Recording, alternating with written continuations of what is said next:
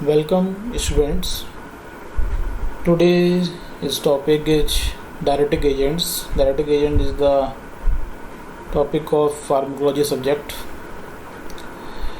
Basically हम diuretic की बात करते हैं. Diuretics are the those agent that increase the excretion of the sodium ion in the water in the urine. यानी कि वो डायरेटिक एजेंट्स क्या करते हैं, एक तरह से ये यूरिन के फॉर्मेशन को बढ़ा देते हैं. ये कहते हैं diuretic are the agent that increase the formation of the urine और increase the volume of the urines.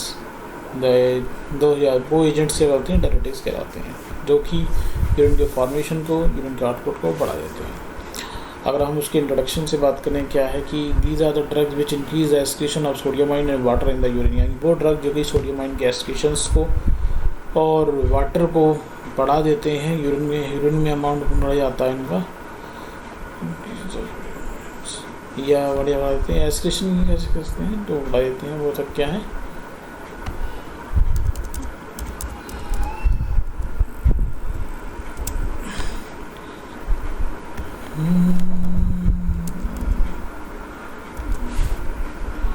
these are the drug which increase the sodium ions and water in the urine. जो water को urine में बढ़ा देते हैं, क्या है, diuretic agents होगा. Sorry. All diuretic increase the excretion of water from the body through the urine. यानी जितने डायरेटिक एजेंट होते हैं वो एक तरह से वाटर के एक्सक्रीशन को बढ़ा देते हैं थ्रू द यूरिन के लिए. क्लासिफिकेशन की बात करें तो 3 तरह के क्लासिफिकेशन होते हैं: high efficiency diuretics, medium efficiency diuretics and weak diuretic या एडजेसेंट डायरेटिक्स. सबसे पहले हम बात करते हैं classification. High efficient diuretics sulphonamide derivative होते हैं, उसमें फ्यूरोसिमामाइड्स, ब्यूटेनामाइड, टॉर्सिमामाइड और फिनॉक्सी एसिटिक एसिड डेरिवेटिव में आपका इथाक्राइनिक एसिड होता है. मीडियम की बात करें, मीडियम एफिशिएंट डायरेटिक में थायराइड डेरिवेटिव होते हैं, बेंजोथायराइड डेरिवेटिव कह सकते हैं, जिसमें हाइड्रोक्लोरोथायराइड, बेंजोथायराइड्स, हाइड्रोफ्लो मिथाथायराइड्स और आपका क्लोपामाइड्स, ये सभी आते हैं. और अगर हम थायराइड्स वाली बात करें तो ये जो थे थायराइड डेरिवेटिव्स, ऊपर वाला बेंजोथायराइड्स और थायराइड्स में क्या, क्लोरोथायरोडिन, मेटालोजोन, जीपामाइड्स, इंडिपामाइड्स. और बीक और एडिशनल डायरेटिक्स में आपके कार्बोनिक एनाइड्रेज इनहिबिटर आते हैं, जैसे एस्ट्रेलोमाइड बोलते हैं. पोटेशियम स्पेरिंग डायरेटिक्स भी आते हैं, जो पोटेशियम के लॉस को थोड़ा कम कर देते हैं. तो उसमें क्या आते हैं, एल्डोस्टेरोन एंटागोनिस्ट एंड स्पाइनोलैक्टोन और एप्लिनोन होता है. Inhibitor of the renal epithelial sodium mines, इसमें आपका ट्राइमेट्रिन और मेट्रिन होती है. लास्ट में आपका होता है इसमें बीक या फिर एडजेसेंट डायरेटिक्स में ऑस्मोलेट डायरेटिक्स में मैनिटोल्स और आइसोरबाइड और ग्लिसरॉल्स ऑफ मेनिकम्स. ठीक है. Before discussing the diuretic agents we are understanding the renal tubules या नेफ्रॉन कैसे काम करते हैं, क्या पार्ट होते हैं. तो इसको क्लियर नहीं होगा तब तो इसकी मैकेनिकल एक्शन को हम सीधे जान से नहीं सकते. तो नेफ्रॉन्स को एक बार थोड़ा देख लेते हैं. देखिए, आपने पढ़ा हुआ ये किडनी है, किडनी पोर्शन है. किडनी की जो यूनिट होती है, कि किडनी का जो इकाई है वो क्या है, nephron is the unit of the kidney. Kidney की जो नेफ्रॉन्स है वो क्या है, एक यूनिट है. बहुत सारी नेफ्रॉन्स मिलकर क्या बनाती हैं, एक किडनी का फॉर्मेशन करती हैं. ठीक है. अब जो किडनी है, किडनी का स्ट्रक्चर देखें तो किडनी में मेनली 4 पार्ट होते हैं. एक होता है ग्लोमेरुलर कैप्सूल होता है, जिसके अंदर ब्लड आ रहा होता है और ब्लड यहाँ पे फिल्टर हो रहा होता है. ये एक फिल्टर्ड है, यहाँ से ब्लड आया और यहाँ फिल्टर हुआ और यहाँ से दोबारा चला गया. तो ये फिल्टर होने के बाद जो पहली ट्यूब में जाता है उसे बोलते हैं प्रॉक्सिमल ट्यूबुल्स. इसे बोलते हैं प्रॉक्सिमल ट्यूबुल्स. और प्रॉक्सिमल ट्यूबुल्स के बाद में जो फिर ये जो जाता है, ये आपके मेडुला पोर्शन के जो जाते हैं, इसको बोलते हैं loop of Henle. Loop of Henle के 2 पार्ट किए गए. जो आपका स्टार्टिंग पार्ट है, जहाँ से यूरिन नीचे आ रहा होता है, इसको बोलते हैं डिसेंडिंग लूप ऑफ फिनल, और जो आपको ऊपर जा रहा होता है इसे बोलते हैं ascending loop of Henle. Ascending loop of Henle के बाद जो पार्ट होता है वो होता है डिस्टल ट्यूबुल्स का. किसका, ये पार्ट होगा डिस्टल ट्यूबुल्स का. और डिस्टल ट्यूबुल्स के बाद में जो लास्ट पार्ट बचता है, यहाँ पर जो ये है, ये क्या है, कलेक्टिंग डक्ट है. तो मेन तरह से इसमें 5 ऑर्गन होते हैं. पहला क्या, ग्लोमेरुलर फिल्ट्रेशन. यहाँ पर ग्लोमेरुलस एपरेटस होता है, कैप्सूल होता है, जहाँ ब्लड फिल्टर हो रहा होता है. यहाँ से जो फिल्ट्रेट निकलता है, जो ब्लड फिल्टर्ड हुआ, वो पोर्शन किसमें पहुँचता है, प्रॉक्सिमल ट्यूब में पहुँचता है. फिर प्रॉक्सिमल ट्यूब से होता है कहाँ पहुँचता है, लूप ऑफ फिनल के descending limb of loop of Henle, descending है. और डिसेंडिंग के बाद में होता हुआ काम होता है असेंडिंग लूप ऑफ फिनल में. असेंडिंग लूप ऑफ फिनल से काम होगा डिस्टल ट्यूबुल्स में पहुँचेगा, और डिस्टल ट्यूबुल से होता हुआ कहाँ पहुँचेगा, प्रॉक्सिमल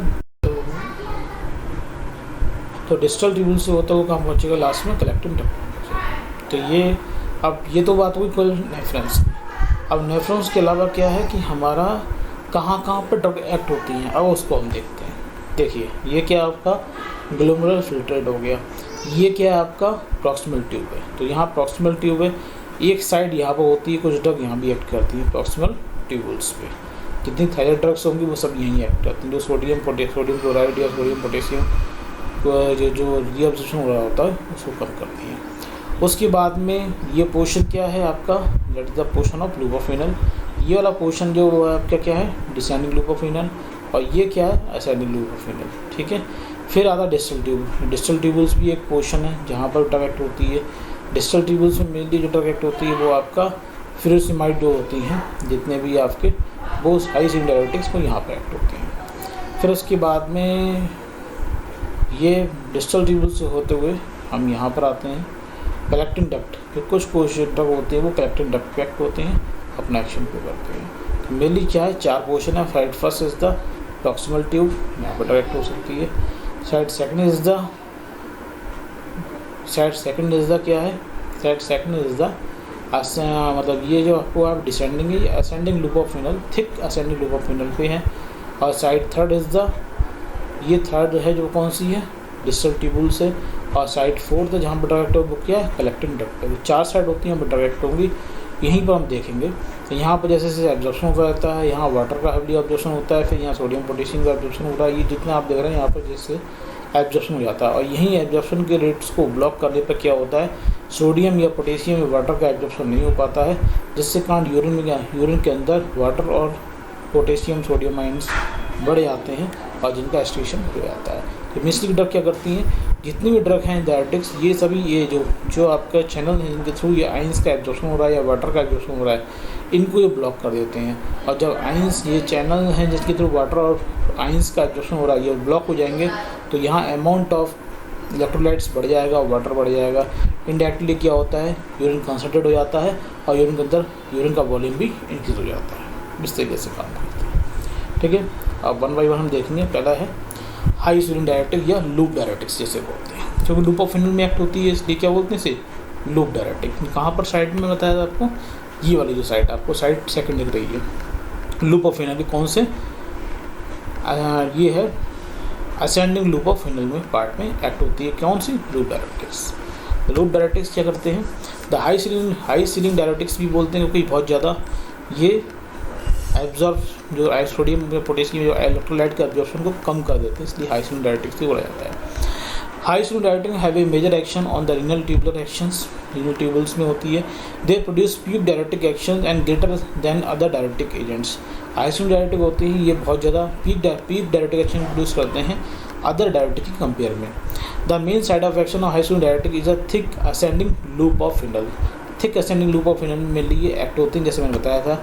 ये क्या है, ये आपका डिसेंडिंग लूप ऑफ फिनल है और ये असेंडिंग लूप ऑफ फिनल है। थिक पार्ट है, जो मोटा पार्ट है, ये आपके असेंडिंग लूप ऑफ फिनल, वहाँ पे एक्ट होती है कौन सी, फ्यूरोसिमाइड। फ्यूरोसिमाइड क्या है, furosemide is a high ceiling diuretics agent that act on the ascending loop of Henle's and produce maximum natriuretic effect than other diuretics. ठीक है, बता चुका हूँ, असेंडिंग लूप ऑफ फिनल में एक्ट होगी। और नेट्रेटिक इफेक्ट का मतलब है हाईली सोडियम को रीअब्जॉर्ब नहीं होने देती है, सोडियम के एक्सट्रेशन को बढ़ा देती है। नेट्रेटिक इफेक्ट मतलब ये होता है। मैकेनिज्म की बात करें तो furosemide inhibit the cotransport of sodium potassium chlorine in the lumen membrane of ascending loop of Henle. और लूप ऑफ फिनल में जो सोडियम पोटेशियम क्लोरीन का जो को ट्रांसपोर्ट हो रहा है उसको ये ब्लॉक कर देते हैं। जैसे मैं यहाँ पर जाऊँ तो ये सोडियम पोटेशियम और क्लोरीन का जो ट्रांसपोर्ट हो रहा है इसको ये क्या कर देते हैं, ब्लॉक कर देंगे। ब्लॉक कर देंगे, सोडियम डीअब्जॉर्ब हो पाएगा ना, क्लोरीन डीअब्जॉर्ब हो पाएगा ना, पोटेशियम हो जाएगा। जिसके कारण क्या हुआ, इसके अंदर सोडियम का अमाउंट कंटिन्यू बढ़ जाता है। ठीक है, therefore the reabsorption of these ion are decrease and excretion are इनकी, जिसकी वजह से क्या होता है, इन आयन का एब्जॉर्प्शन नहीं हो पाता है और एक्सक्रीशन इनका बढ़ जाता है। ठीक है, अगर हम देखें तो ये तरह से ये है, ये जो मेम्ब्रेन है यहाँ पर सोडियम पोटेशियम क्लोरीन है, जिसके थ्रू यहाँ क्या है, यहाँ पर यूरिन था, यूरिन के थ्रू ये डायरेक्टली एब्जॉर्ब हो रहे थे। एब्जॉर्ब होते हुए सेल में जाएंगे, सेल मेम्ब्रेन है, जो सेल मेम्ब्रेन से होते हुए अंदर ये ब्लड में पहुँच जाएंगे। लेकिन हो क्या रहा है, जो फ्यूरोसिमाइड इस चैनल को क्या कर देती है, ब्लॉक कर देती है। क्या है, होता क्या है कि फ्यूरोसेमाइड क्या होती है, इस चैनल को ब्लॉक कर देती है, स्टोर ब्लॉक कर देती है, को ट्रांसपोर्ट ब्लॉक करने में सोडियम अंदर पहुंच पाता है सेल के अंदर, और सेल के अंदर होते हुए ना ही ब्लड में पहुंच पा रहा है। हाँ, इसी तरीके ना पोटेशियम क्लोरीन कुछ नहीं पहुंच पाते हैं, जिसकी वजह से सोडियम का अमाउंट मेनली इसके अंदर बढ़ जाता है। ठीक है, फाइनल एक्शन क्या है, furosemide cause reabsorption of sodium and potassium ion decrease, reabsorption of sodium potassium कम हो जाता है। Furosemide have a weak carbonic anhydrase inhibitor and increase the bicarbonate escalation as well as urinary pH. जो आपका bicarbonate होते हैं उनका जो प्रोडक्शन होता है वो कार्बोनिक एनहाइड्रेस एंजाइम के हेल्प से होता है। ये कार्बोनिक एनहाइड्रेस को ज़्यादा इनहिबिट नहीं कर पाता, जिसके कारण क्या होता है, बाइकार्बोनेट का सेक्रेशन ज़्यादा होता है, और बाइकार्बोनेट ज़्यादा बनने के कारण यूरिन का पीएच बढ़ जाता है। Furosemide cause increase the renal blood flow and output of the urine. Furosemide की वजह से क्या होता है, रीनल यानी किडनी के अंदर ब्लड फ्लो बढ़ जाएगा, साथ में यूरिन का आउटपुट भी इंक्रीज हो जाता है। फ्यूरोसेमाइड इंक्रीज द कैल्शियम और मैग्नीशियम आयन एस्केलेशन। फ्यूरोसेमाइड क्या करते हैं, कैल्शियम और मैग्नीशियम की आयन को भी एस्केलेशन को ये प्रमोट करते हैं, यानी कैल्शियम और मैग्नीशियम आयन्स भी यूरिन में आउटपुट ज़्यादा होने लगेगा। Furosemide also increase the synthesis of prostaglandin. Furosemide के कारण क्या होता है, प्रोस्टाग्लैंडिन की सिंथेसिस भी प्रमोट हो जाती है, क्योंकि इसकी वजह से क्या होता है, ये कार्बोनिक एनहाइड्रेस एंजाइम होता है, बाइकार्बोनेट का सिंथेसिस ज़्यादा हो रहा होता है, जिससे प्रोस्टाग्लैंडिन की सिंथेसिस भी ऑटोमेटिक इंक्रीज हो जाती है। एडीएमए की बात करें, it is rapidly observe already metabolize in the liver and kidney and excrete on the urine and stool. ठीक है, एडवर्स इफेक्ट के बाद ओरोटॉक्सिसिटी ये कार्य करते हैं। हाइपर यूरेसीमिया जैसी कंडीशन होगी, हाइपोकैलेमिया जैसी कंडीशन होगी, हाइपरनेट्रीमिया कंडीशन होगी, और मैग्नीशियम डिप्लेंटेशन में भी प्रोड्यूस। ऑटोटॉक्सिसिटी मतलब क्या, ऑटोटॉक्सिसिटी मतलब ईयर से रिलेटेड है, यानी कि ईयर के वेस्टिबुलर एपिडस उसमें टॉक्सिसिटी हो जाती है, जैसे हियरिंग में दिक्कत होती है। ये मेनली फ्यूरोसेमाइड या फिर लूप डायरेटिक्स का सबसे बड़ा एडवर्स इफेक्ट। ऑटोटॉक्सिसिटी मतलब हियरिंग डिसऑर्डर या फिर वेस्टिबुलर पार्ट ऑफ ईयर में डिसऑर्डर होता है, ईयर के सुनने में दिक्कत हो रही है, that is the autotoxicity. Hyper यूरेसीमिया मतलब यूरिन के अंदर मिया मतलब हाइपर यूरेसीमिया मतलब क्या है, यूरिक एसिड का ब्लड में बढ़ जाना। ये हाइपर यूरेसीमिया मतलब ब्लड में यूरिक एसिड का बढ़ा देते हैं, ये भी करते हैं। हाइपोकैलेमिया मतलब क्या होता है, हाइपो मतलब कम हो जाना, कैलेमिया मतलब क्या है, पोटेशियम का लेवल ब्लड में कम हो जाता है, हाइपोकैलेमिक कंडीशन हो जाती है। हाइपोनेट्रीमिया मतलब क्या हो गया, सोडियम के अमाउंट ब्लड के अंदर कम हो जाता है, that is the hyponatremia. Magnesium depletion यानी मैग्नीशियम का भी लेवल कम हो जाता है, भी प्रोड्यूस। तो ये मेन क्या एडवर्स इफेक्ट है, ऑटोटॉक्सिसिटी करेंगे। हाइपर यूरेसीमिया यूरिन के एसिड का लेवल ब्लड में बढ़ जाएगा, पोटेशियम लेवल ब्लड में घट जाएगा, और सोडियम लेवल ब्लड में घट जाएगा, मैग्नीशियम डिप्लेंटेशन भी आती है।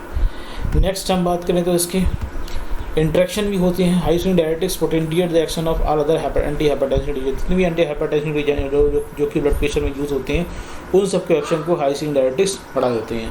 High swing diuretic induce hypokalemia with the use of digitalis. अगर डिजिटलिस के साथ में हाई स्विंग डायरेटिक्स के यूज़ करें तो मोस्टली चांस होता है कि हाइपोकैलेमिया जैसी कंडीशन हो जाए, यानी ब्लड में पोटेशियम लेवल बहुत ज़्यादा डाउन हो जाएगा। High swing diuretics and immunoglobulin antibody are both ototoxic and nephrotoxic, so produce relative toxicity। यानी हाई स्विंग डायरेटिक्स भी क्या कर रहे हैं, ओटोटॉक्सिक प्रोड्यूस करते हैं, यानी कि वेस्टिबुलर पार्ट या ईयर में टॉक्सिसिटी क्रिएट कर रहे हैं, और नेफ्रॉन को भी डैमेज करते हैं। और अमीनोसाइड जो हैं, अमीनोसाइड एंटीबॉडी वो भी क्या टॉक्सिसिटी कैसे करती हैं। इसलिए अमीनोसाइड एंटीबॉडीज़ को हाई स्विंग डायरेटिक्स ना दें, अगर देंगे तो बहुत ज़्यादा टॉक्सिसिटी होने के चांसेस बढ़ जाएंगे। High swing diuretics with aminoglycoside antibody. Aminoglycoside antibody जैसे मैं आपको एग्जांपल दूँ, अमीनोग्लिसराइड एंटीबॉडी का जेंटामाइसिन है, एरिथ्रोमाइसिन है, ये सभी क्या है, अमीनोग्लिसराइड एंटीबॉडी के। इनको कभी हाई स्विंग डायरेटिक्स के साथ में नहीं देना चाहिए। Indomethacin other NSAIDs diminish the action of high swing diuretics by inhibiting the पोस्टैंगुलर सिंथेसिस इन द किडनी। अब क्या होता है, एंडोमेथासिन या अदर एसिड को अगर हम देते हैं हाई स्विंग डायरेटिक के साथ में, तो वो क्या करते हैं, हाई स्विंग डायरेटिक के एक्शन को कम कर देते हैं। क्यों? क्योंकि पोस्टैंगुलर सिंथेसिस इसके कारण क्या होती है, रुक जाती है। और पोस्टैंगुलर सिंथेसिस रुकने के क्या होता है कि प्रॉपर तरीके से फ्यूरोसेमाइड उस चैनल को ब्लॉक नहीं कर पाता है, या ट्यूबुलर में अपना एक्शन नहीं दे पाता है। इसलिए अगर एंडोमेथासिन एसिड अगर देते हैं तो हाई स्विंग डायरेटिक अपना एक्शन प्रॉपर तरीके से नहीं कर पाएगा। Probenecid completely inhibit the tubular secretion of the furosemide. अब प्रोपिनासिड को भी अगर फ्यूरोसेमाइड के साथ में दिया जाए तो ये मतलब जो आपका नेफ्रॉन पार्ट में ये आसानी से कंप्लीटली को ट्यूबुलर सेक्रेशन इसका नहीं हो पाता है। तो ट्यूबुलर सेक्रेशन नहीं हो पाएगा तो ये नेफ्रॉन्स में नहीं पहुंच पाएगा, और प्रोपिनासिड इसे नेफ्रॉन तक पहुंचने नहीं देती है, जिसकी वजह से क्या होता है, फ्यूरोसेमाइड का एक्शन भी कम हो जाता है। Corticosteroids give with diuretics has a higher incidence of thrombocytopenia। डायरेक्टिक के साथ में दी जाएंगे तो आपका थ्रोम्बोसाइटोपेनिया यानी कि प्लेटलेट्स अकाउंट कम हो सकता है। These are the interaction of the drugs. Contraindication क्या है कि हम ओटॉक्सिक कोई पेशेंट है, हाइपरयूरेसीमिया है, हाइपोकैलेमिया है, हाइपोनेट्रेमिया और हाइपोटेंशन का पेशेंट है, उस कंडीशन में ये अवॉइड करते हैं। नेक्स्ट आते हैं अब इसके यूज़ पर। यूज़ क्या है? एडिमा, कहीं पे बहुत ज़्यादा फ्लूइड इकट्ठा हो गया, कहीं पर स्वेलिंग हो रही है, एडिमा कंडीशन है, उस कंडीशन में एक्यूट पल्मोनरी एडिमा यानी कि पल्मोनरी एडिमा समझ गए होंगे, ये पल्मोनरी एरिया में यानी कि लंग्स के आसपास फ्लूइड का ज़्यादा जमा हो जाएगा। सेरेब्रल एडिमा यानी कि ब्रेन में एडिमा यानी फ्लूइड का ज़्यादा इकट्ठा हो जाना। हाइपरटेंशन में यूज़ किया था, हाइपरकैल्सियम मतलब कैल्शियम का लेवल ब्लड में बहुत ज़्यादा बढ़ गया, उस कंडीशन में रीनल कैल्कुलेटिंग स्टोन में यूज़ किया था। नेक्स्ट जो इंपॉर्टेंट है वो आपका थायराइड है। थायराइड डायरेटिक्स क्या है? Hydrochlorothiazide contains sulphonamide residue in the chemical structure it acts as distal tubule में बताया था। ये कहाँ पे एक्ट होती है? डिस्टल ट्यूबल्स में एक्ट होगी। मैकेनिज्म क्या है? Thiazide diuretics mainly act in the distal tubules and decrease the reabsorption of sodium and chlorine. Sodium chlorine के एब्जॉर्प्शन को बढ़ा देते हैं, और सोडियम क्लोरीन के एब्जॉर्प्शन बढ़ने के कारण क्या होता है, ये क्योंकि ये कम कैसे कर देते हैं, ये जो सोडियम क्लोरीन इम्पोर्ट होता है उस ल्यूमन मेम्ब्रेन के और डिस्टल ट्यूबल की ल्यूमन मेम्ब्रेन में उसको इनहिबिट कर देते हैं। अगर देखें तो आपका स्ट्रक्चर वाइज दिखाऊँ मैं आपको, तो ये देखिएगा, ये जो आपके डिस्टल ट्यूबल है, डिस्टल ट्यूबल सोडियम और क्लोरीन का सिम्पोर्ट एब्जॉर्प्शन हो रहा है। यहीं पर क्या होते हैं? थायराइड डायरेटिक्स होते हैं, इसको क्या कर देते हैं? ब्लॉक कर देते हैं। ब्लॉक करने से सोडियम और क्लोरीन का एब्जॉर्ब नहीं हो पाएंगे, जैसे कारण अमाउंट ऑफ यूरिन में सोडियम और क्लोरीन का अमाउंट कंटिन्यू बढ़ता चला जाता है। ठीक है, आप दिखाएँ आपको। ठीक, फॉर्मुलेशन क्या है? It increase excretion of sodium and chlorine ions को बढ़ा देते हैं इन द यूरिन में। It directly affect the absorption of potassium ion due to the increase the sodium ion. जैसे जैसे सोडियम आयन का लेवल एक्सक्रीशन बढ़ जाता है, उसके हिसाब से क्या होता है कि पोटेशियम का एब्जॉर्प्शन भी क्या होता है? कम होता चला जाता है। ठीक है, long term use of thyroid induce magnesium ion in the body. मतलब क्या होता है? लॉन्ग टर्म में अगर थायराइड को यूज़ किया है तो उससे मैग्नीशियम आयन की भी क्या होती है? कमी हो जाती है, मैग्नीशियम डिफिशियंसी भी आती है। ठीक है, thiazide cause decrease the calcium excretions in the urine by promoting the absorption of calcium. लेकिन ये बात याद रखना, थायराइड डायरेटिक्स क्या होते हैं? कैल्शियम के एक्सक्रीशन को कम कर देते हैं, जबकि क्या था हमारा वो वहाँ पर हो रहा था।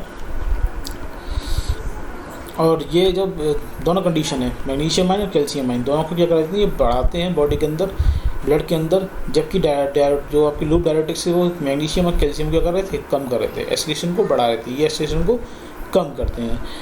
Diuretic cause A decrease in the cardiac output. Diuretic क्या होते हैं? कार्डियक आउटपुट कम हो जाता है, जिसके कारण क्या होता है? इसका ब्लड प्रेशर भी पेशेंट का कम होने लगता है। ठीक है, एडीएमए की बात करें, all the thyroid directly observe orally observe होते हैं, मेटाबोलाइज किडनी और लिवर में होते हैं, यूरिनरी स्टूल। एडवर्स इफेक्ट क्या है? मैग्नीशियम डिप्लीटेशन यानी मैग्नीशियम की डिफिशियंसी हो सकती है। और सॉरी, मैंने पहले आपको बताया था, यहाँ पर क्या है? डिप्लीटेशन होगा मैग्नीशियम का। लॉन्ग टर्म में यूज़ किया है तो मैग्नीशियम की डिफिशियंसी भी आती है, डिफिशियंसी ये कहते हैं, रिड्यूस